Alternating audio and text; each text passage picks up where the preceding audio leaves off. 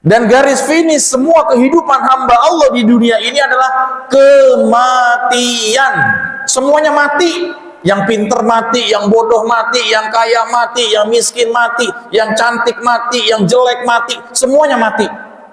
Ketika garis finish semuanya mati, lantas apa yang akan kita cari jamaah untuk bisa menghadapi akhir dari petualangan hidup kita di dunia ini? Ihdinas siratal mustaqim siratal ladzina an'amta 'alaihim ghairil maghdubi 'alaihim waladdallin.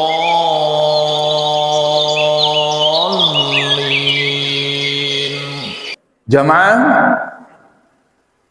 di dalam hadis ke-115 Al-Imam An-Nawawi rahimahullahu ta'ala menukilkan atau mencantumkan sebuah hadis sahih, dan hadis ini dengan periwayatan yang cukup sangat kuat diriwayatkan oleh muttafaqun alaih. Nah, kalau kita belajar tentang hadis Nabi sallallahu alaihi wasallam, ketika disebutkan diriwayatkan oleh muttafaqun alaih, ini jumhur mayoritas ulama kaum muslimin mengatakan bahwasanya hadis ini adalah sahih. Hadis muttafaqun alaih, yaitu yang diriwayatkan oleh Al-Imam Bukhari dan Al-Imam Muslim rahimahumallahu ta'ala. Jadi kalau kita belajar tentang suatu hal di dalam Islam, terutama belajar tentang hal yang berkaitan dengan syariat dan pengamalan ibadah, dan yang lebih khusus lagi dalam hal perkara akidah, ingat bagaimana derajat dalil yang kita baca dan yang kita pahami. Ya, jangan sampai dari apa yang kita amalkan, kita pahami dari agama ini berdasarkan dari hadis-hadis yang tidak jelas, dari ucapan-ucapan yang tidak jelas sanad dan periwayatannya kepada Rasulullah SAW. Ini penting jemaah, ya, karena kalau kita dalam memahami agama ini tidak berdasarkan dengan hadis atau dalil-dalil sahih yang kuat, nah bingung nanti kita. Ibaratnya kita mau capai atau ingin ke suatu tujuan keselamatan, tapi salah jalan, bukan sampai ke tempat tujuan, malah mendatangi alamat palsu. Nah kan begitu. Orang kalau dikasih alamat palsu, keder nggak? Tersesat nggak? Tersesat. Makanya yang ngasih alamat harus benar. Nah, begitupun dalam masalah agama ini, dalilnya harus jelas. Apakah sahih, apakah dhaif, apakah maudhu, dan sebagainya. Nah, ini penting. Yang lebih diutamakan untuk pijakan sebagai amalan ibadah, diupayakan maksimal adalah hadis yang sahih. Jamaah yang dimuliakan Allah tabaraka wa ta'ala, hadis ini menjelaskan tentang bagaimana keadaan Rasulullah sallallahu alaihi wasallam menjelang atau sebelum wafat beliau. Jamaah, kita ini kan sudah menancapkan rasa cinta kepada baginda Rasul sallallahu alaihi wasallam. Itu harus penting.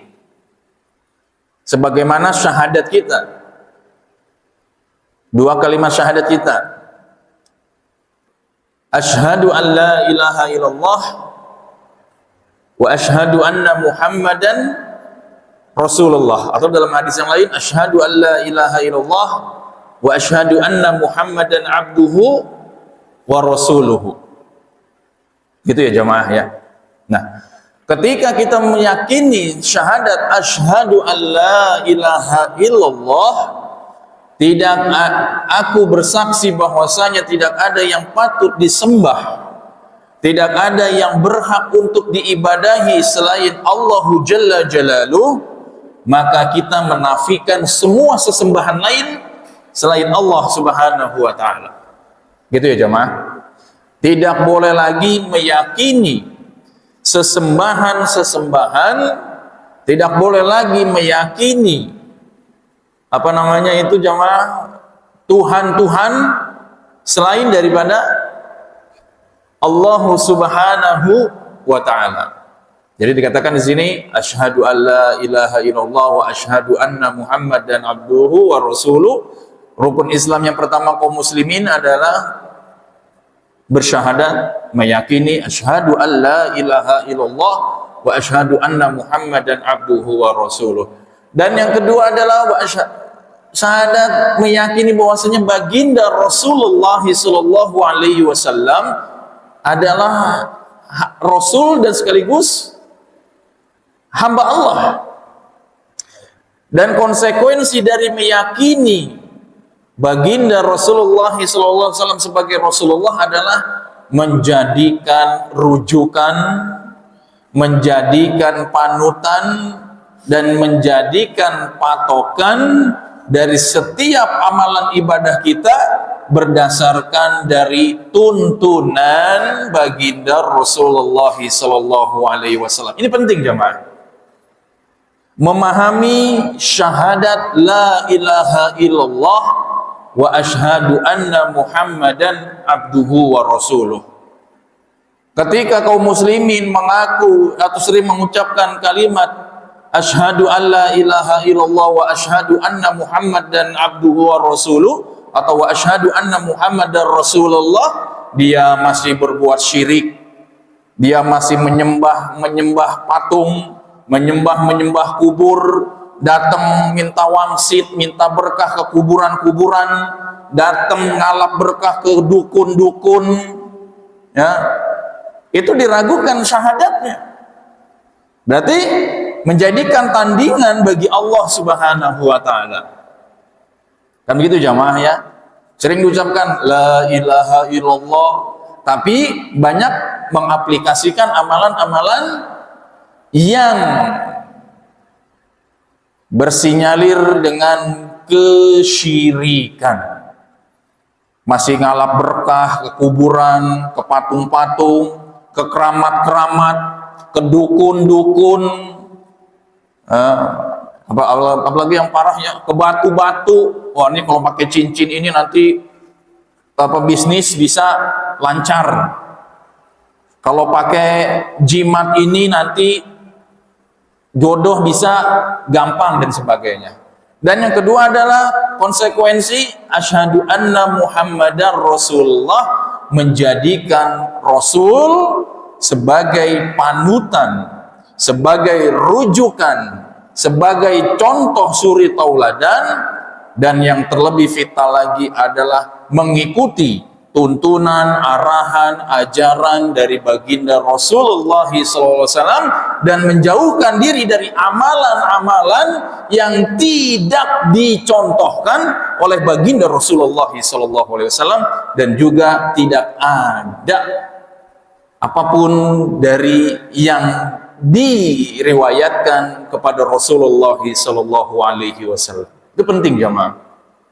Jangan sampai kita sering mengucapkan kalimat syahadat, dua kalimat syahadat, tapi kita tidak memahaminya. Nah jemaah, hadis ini menjelaskan dari Anas radhiyallahu anhu, an Anasin radhiyallahu anhu qala, dari sahabat yang mulia Anas radhiyallahu anhu, Anas bin Malik kalau nggak salah di sini, mengatakan innallaha azza wa jal tabi'al wahyi ala rasulillahi sallallahu alaihi wasallam qabla wafatihi. Perhatikan di sini jamaah. Ini salah satu bentuk dari keberkahan umurnya baginda Rasul, keberkahan usianya baginda Rasulullah sallallahu alaihi wasallam.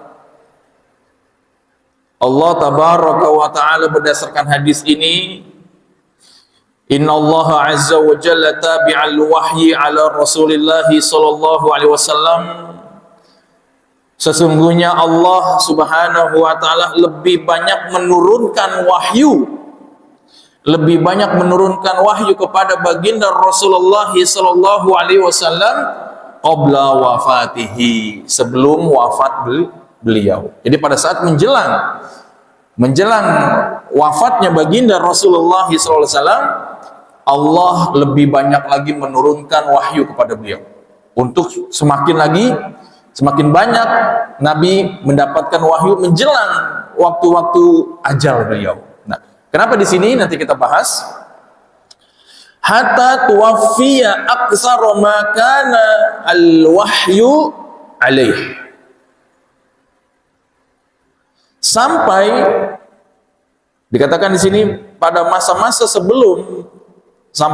sebelum wafat beliau, di akhir usia beliau, sampai akhirnya beliau wafat. Nah, pengertian hadis ini oleh kata para ulama, innallaha azza wa jalla tabi'al wahyi ala Rasulillah sallallahu alaihi wasallam qabla wafatihi, hatta sampai aksara makanat wahyu alaihi, lebih banyak wahyu yang datang kepada Rasulullah dari Allah Subhanahu wa taala menjelang akhir hayat beliau. Kata para ulama di sini dikatakan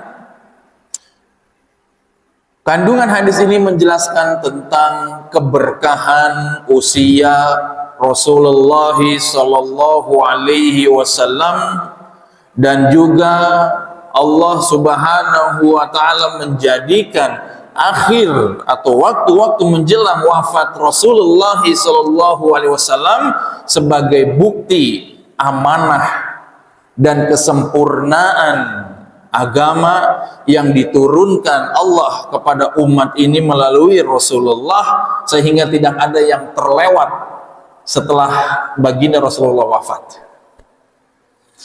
Jadi setelah baginda Rasulullah SAW wafat, tidak ada lagi yang namanya wahyu atau wahyu terlambat, nggak ada coba. Nggak ada lagi wahyu yang turun setelah baginda wafat. Itu harus dipahami. Dan yang kedua, telah selesai Allah memberikan semua wahyu itu kepada Rasulullah SAW. Dan yang ketiga, berkahnya usia Rasul SAW di masa hidupnya, di masa kenabian dan kerasulan baginda Rasulullah SAW, sempurna menyampaikan agama ini kepada umatnya. Begitu jamaah. Ini keberkahan. Kalau kita, kebanyakan manusia di akhir hayat ini justru mungkin bisa jadi di akhir kehidupan kita lebih banyak masalahnya. Betul tidak? Bisa jadi makin tua makin banyak masalahnya. Walaupun masalah itu tidak bisa dilepaskan dari kehidupan seseorang. Yang namanya dunia ini adalah darul imtihan wa btilaa. Tempatnya ujian dan tempatnya cobaan. Tapi bagaimana kita bisa menjadikan di akhir-akhir usia kita, apalagi yang kita kata Nabi usianya sudah 50, 60, 70, atau di antara 60 dan 70 tahun, maksimalkan di 60 dan 70 tahun ini jamaah. Karena kata Nabi kan sering kita bahas, umru ummati ma baina sittin wa sab'in as-sanah. Umur umatku ini antara 60 sampai 70 tahun. Dan yang lebih dari itu sangat sedikit. Nah, kalau kita melihat dari usianya Rasul, keberkahan lebih banyak lagi di menjelang akhir-akhir hayat beliau. Ini menjadi pelajaran buat kita dari hadis ini. Semakin tua seharusnya kita harus lebih semangat lagi mendekatkan diri kepada Allah agar Allah bisa lebih memaksimalkan keberkahan dalam hidup kita.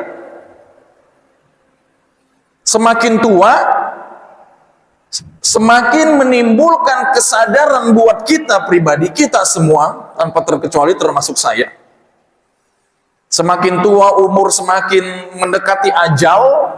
Udah 50 tahunan ini udah 50 tahun nih, udah 50 kecil atau 50 besar. Kalau bahasa orang dagang kan gitu ya, 50 kecil, 50 besar.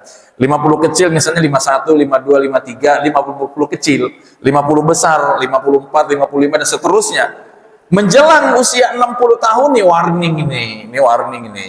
Harusnya semakin tua semakin kembali lagi kepada Allah Azza wa Jalla, memantapkan kembali taubat dan ketaatan kepada Rasulullah SAW, hingga di sisa-sisa usia ini lebih mendatangkan keberkahan. Sebagaimana Nabi di sisa-sisa menjelang ajal usianya, Allah justru lebih banyak menurunkan wahyu kepada beliau.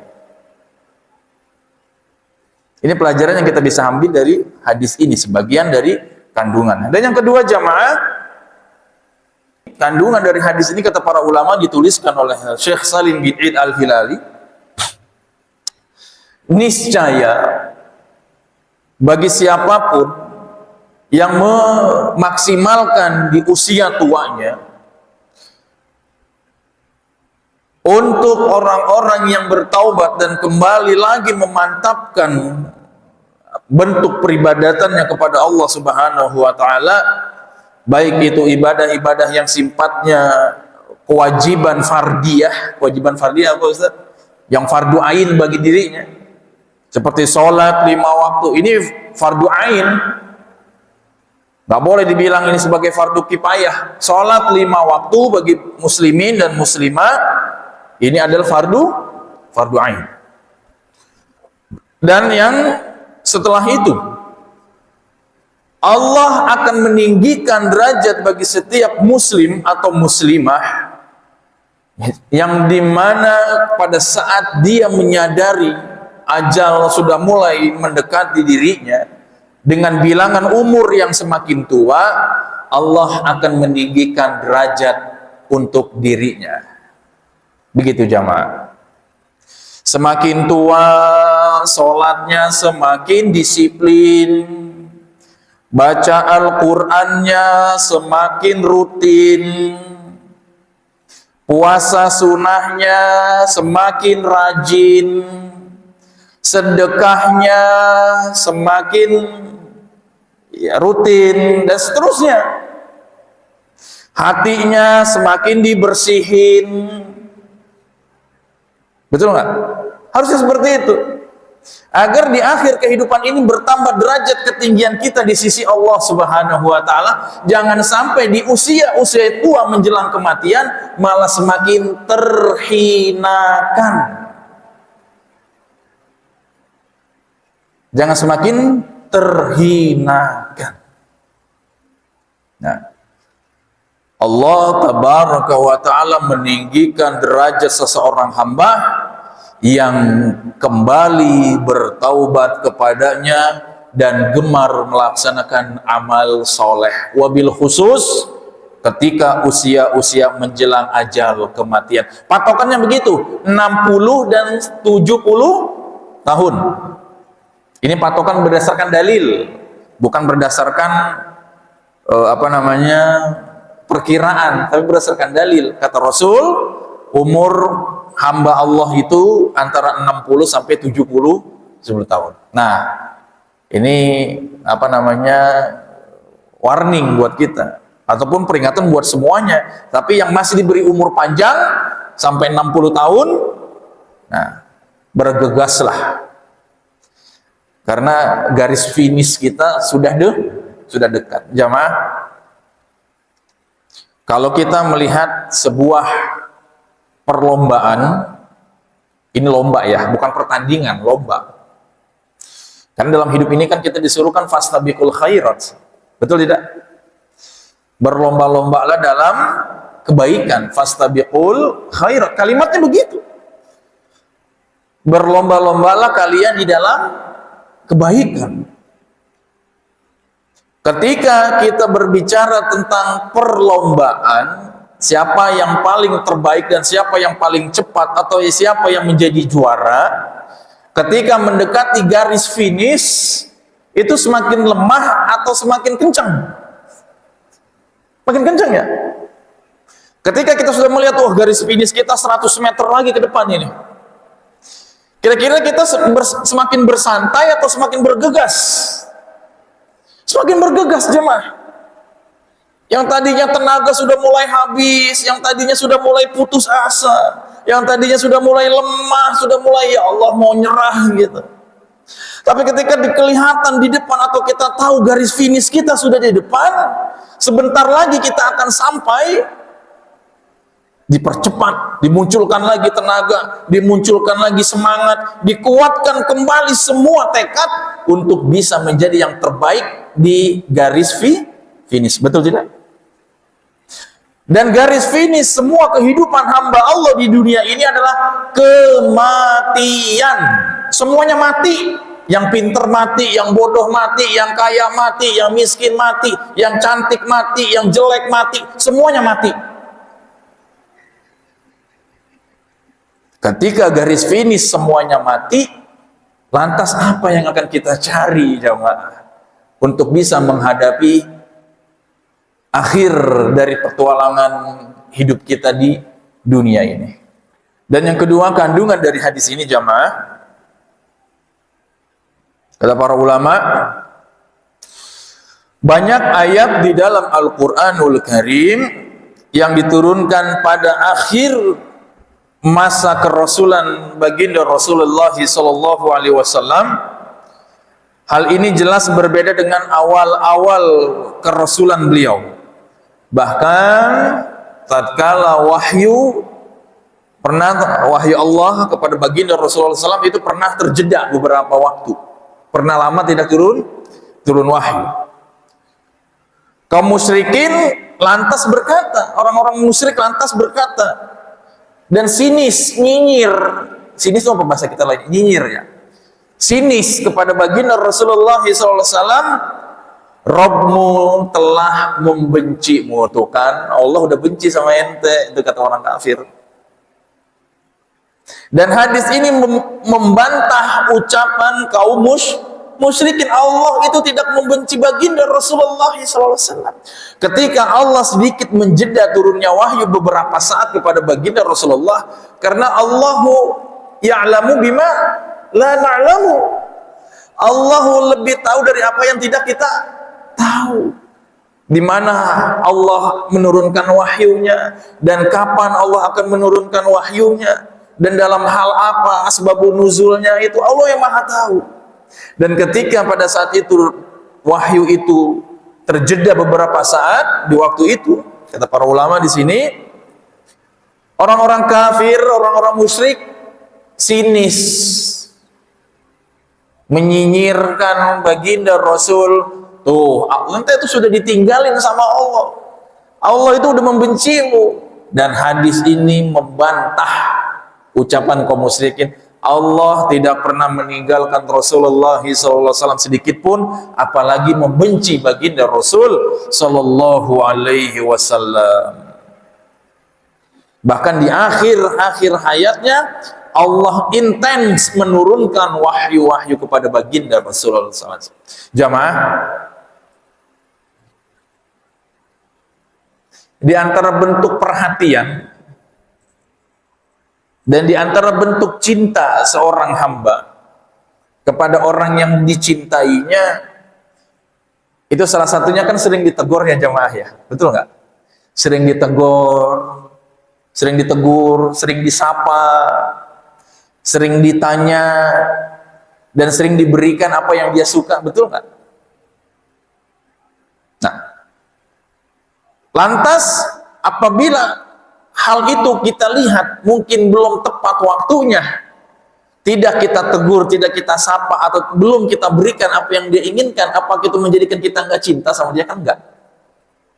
Tapi ketika sudah tiba waktunya, tiba masanya, atau tiba momennya, dan kita menilai di situ ada banyak kebaikan, sering kita sapa, sering kita arahkan, sering kita lebih dekatkan lagi.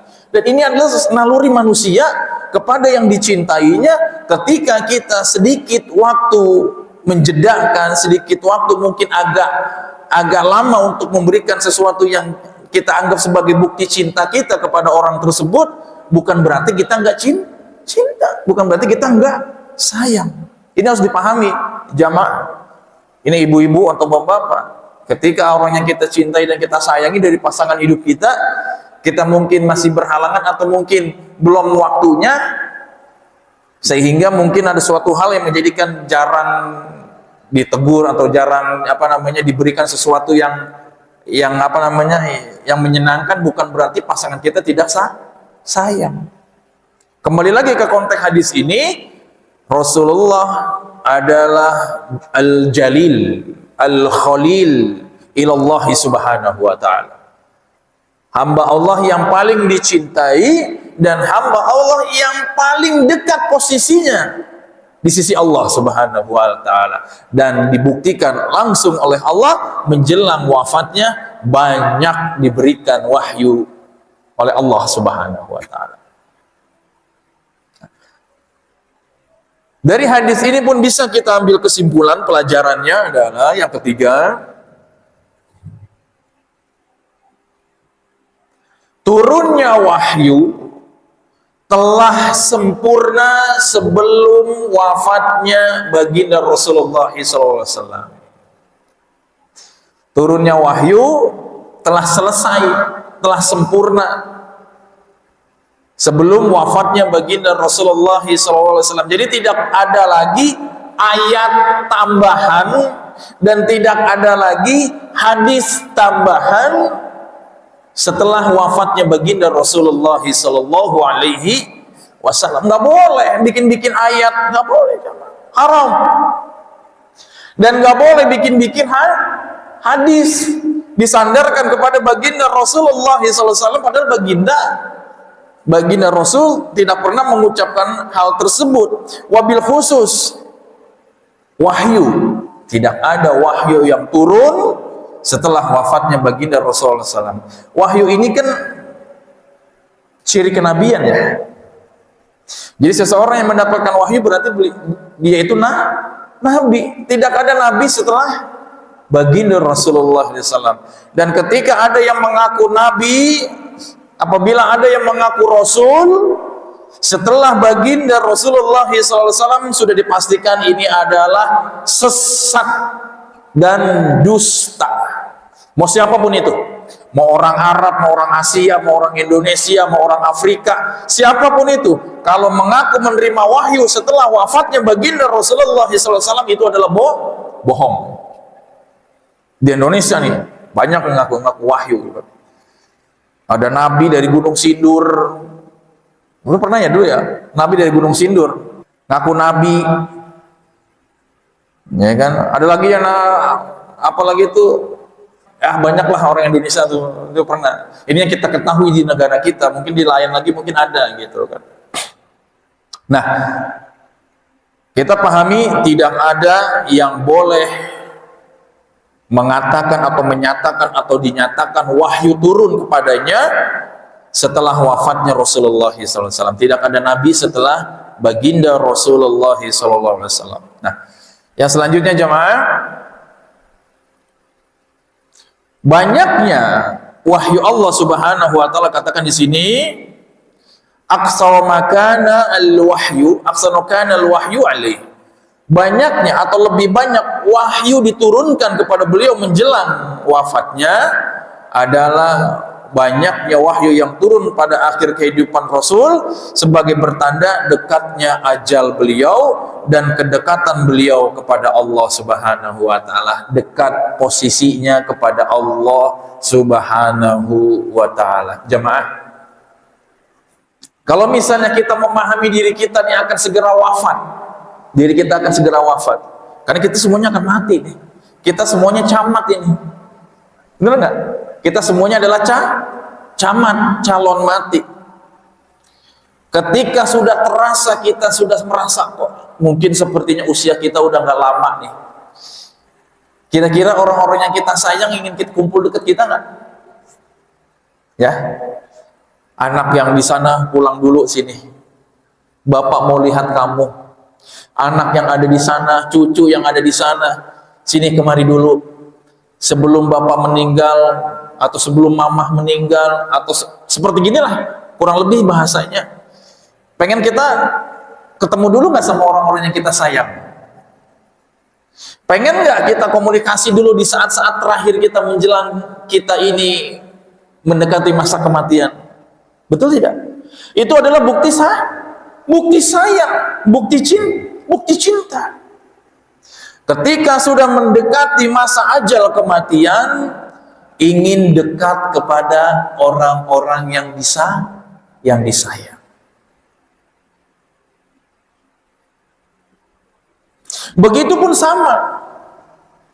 Ketika kita melihat orang yang kita sayang sudah dalam fase menjelang wafat kematian, kita bergegas pulang nggak? Ustaz, ini termasuk buat diri saya pribadi, saya masih punya orang tua. Ketika mendengar orang tua sakit aja sebenarnya dalam hati ini perang, Ustaz. Pengen pulang, pengen nengokin orang tua gitu, walaupun apapun keadaannya gitu, pengen pulang. Sedih dalam hati itu. Ini yang Anda rasakan. Karena kita mendengar keadaan orang yang kita sayang. Apalagi kalau pada saat kita mendengar orang yang kita sayang ini sudah kritis, sudah mulai nggak sadar, atau sudah mulai mendekati masa-masa sakaratul maut, kira-kira pengen pulang nggak kita? Pulang jamaah, pulang. Temuin orang yang mungkin setelah dia nggak ada, kamu nggak akan ketemu sama dia lagi. Betul tidak? Nah, bukti cinta Allah kepada Rasulullah SAW ketika masa-masa menjelang wafat beliau, Rasulullah turunkan semua wahyu yang belum tersampaikan dan sempurnalah semua wahyu kepada Rasulullah SAW.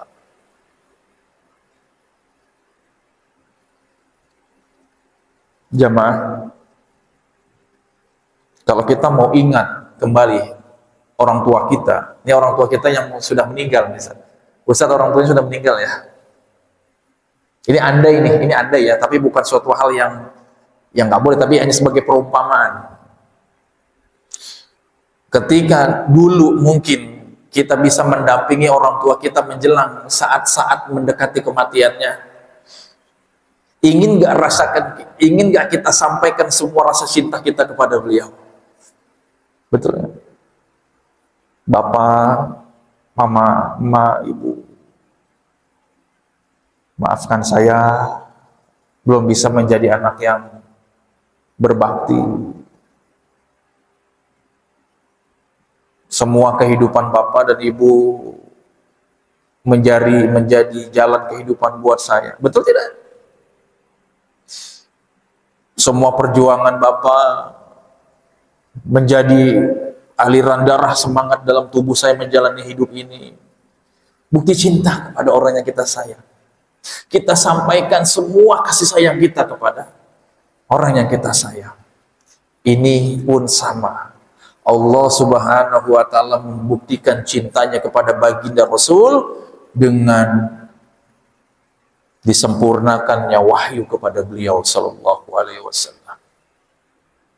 Gitu jamaah.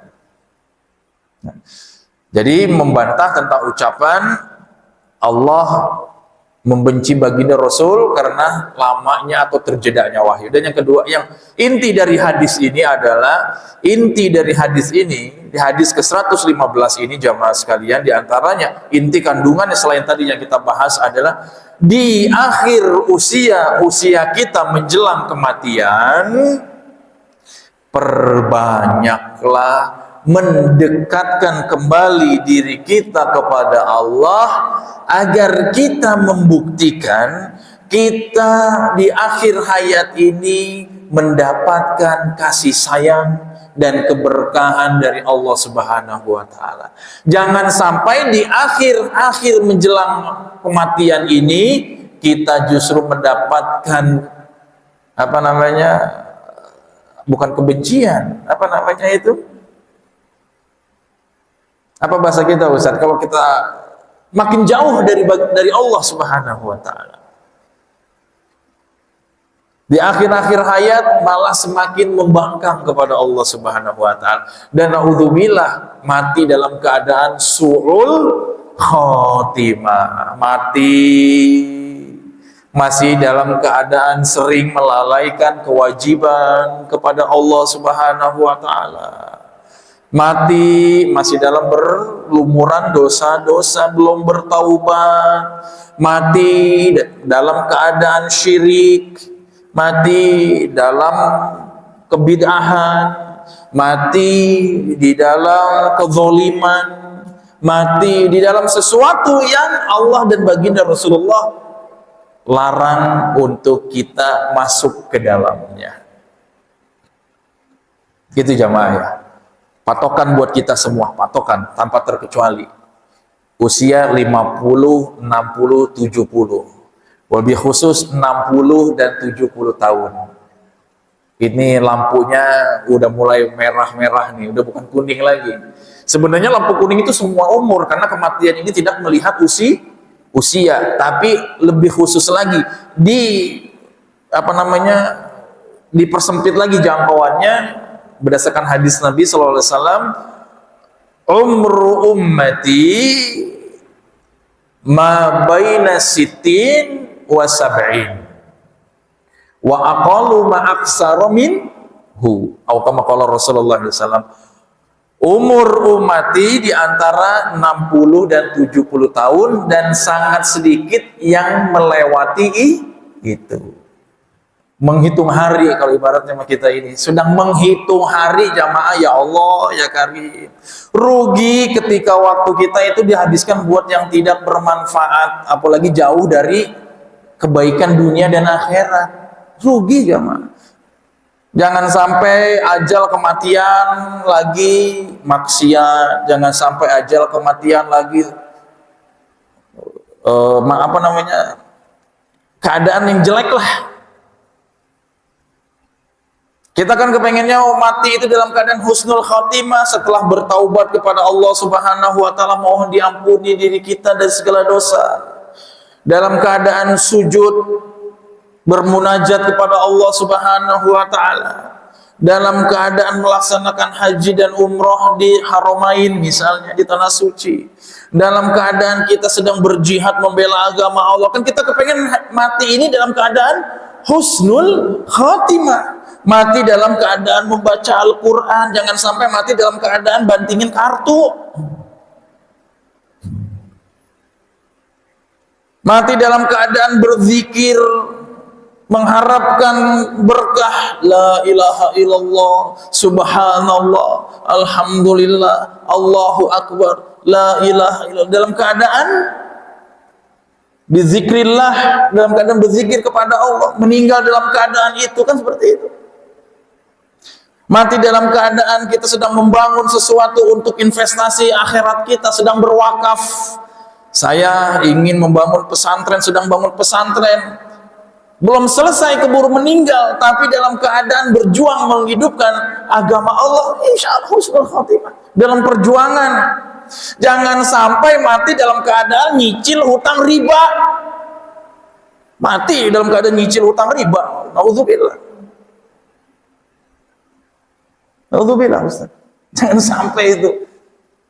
Itu buat pelajaran buat semua, buat kita. Jangan sampai kita mati dalam keadaan hina di hadapan Allah. Jangan di hadapan manusia lah, jangan dipikirin manusia mah. Jangan sampai kita mati dalam keadaan hina di hadapan Allah Subhanahu wa taala. Gitu jemaah ya. Ini buat kita semua. Usia semakin dekat dengan kematian, harus semakin dekat kepada Allah Subhanahu wa taala. Usia semakin dekat kepada ajal, semakin bersemangat lagi meraih cinta Allah Subhanahu wa taala. Usia semakin dekat kepada kematian, semakin bergegas kembali menuju Allah Subhanahu. Jangan sampai kita mati sebelum sampai ke garis finish. Maksud di sini adalah sudah jadi mayat sebelum mati. Sudah jadi mayat sebelum mati. Udah nggak punya harganya di hadapan Allah Subhanahu wa taala. Gitu jamaah. Ya, sudah masuk waktu isyanya. Karena sudah masuk waktu isya jamaah, kita akhiri kajian kita pada pekan ini. Insya Allah Ramadan sebulan lagi jamaah ya. Ramadan kita kajian nggak? Kajian buka puasa bersama ya, iftar jamaah ya insya Allah. Ramadan insya Allah taala kalau kita ada umur Ramadan kajian tetap kita laksanakan tapi menjelang waktu iftar. Mudah-mudahan kita bisa iftar berjamaah di Masjid Ar-Rasyid, buka puasa bersama di bulan Ramadan insya Allah, dilanjutkan apabila ada waktu, ada kesempatan sholat berjamaah di Masjid Ar-Rasyid. Yang benar datangnya dari Allah dan Rasulnya Sallallahu Alaihi Wasallam, dan yang salah datangnya dari diri saya pribadi. Segala macam bentuk khilaf saya meminta ampun kepada Allah Subhanahu Wa Taala, dan dari segala bentuk ucapan yang kurang berkenan atau istilah-istilah yang kurang berkenan di dalam hati kaum muslimin, wabil khusus yang hadir di majlis, mohon dibukakan pintu maaf yang sebesar-besarnya. Subhanakallahumma wa bihamdika asyhadu an la ilaha illa anta astaghfiruka wa atubu ilaih. Wassalamu alaikum warahmatullahi wabarakatuh.